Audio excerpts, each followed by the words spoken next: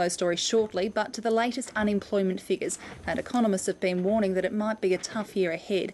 Numbers just released by the Bureau of Statistics show December's jobless rate steady at a revised 5.2%, but while the rate's holding, more than 29,000 jobs were lost last month.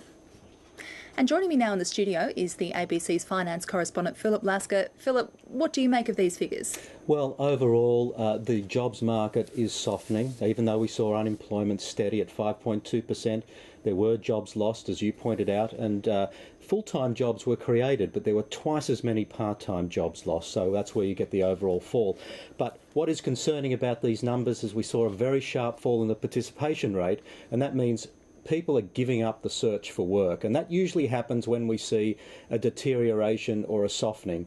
When we see things strengthening, people actually rush into the market looking for jobs, and the participation rate is at its lowest level since May 2010. And the interesting thing also is in areas where, in states that seem to be softening at the moment, like Victoria, we've seen lots of we see lots of stories about bank layoffs, trouble in the car industry. Those states, except for New South Wales, didn't have an increase in unemployment necessarily, but the participation rate fell quite sharply, so that's a sign of weakness. More broadly, we know today that the IMF is looking to raise $500 billion to tackle the European debt crisis.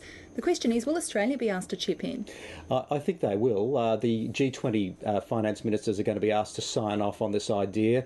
The US is not in favour of it, partly because it's an election year. They give a lot of money to the IMF already, and there's a lot of opposition to giving money to global institutions in the United States, particularly in an election year. Obama can't afford to actually rub the opposition the wrong way. But Australia will be asked. China and Brazil have been asked also, and they probably will tip in. But the amount of money extra is $500 billion.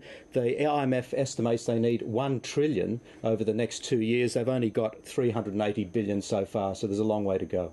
But Phillip, closer to home, what do these latest job figures mean for interest rates in Australia? Well, because there is an underlying softness in the jobs market, that's a very important part of the Reserve Bank's deliberations on interest rates. So it does nothing to suggest that the Reserve Bank wouldn't cut interest rates in the months ahead, and most people are expecting the next cut to come as soon as next month.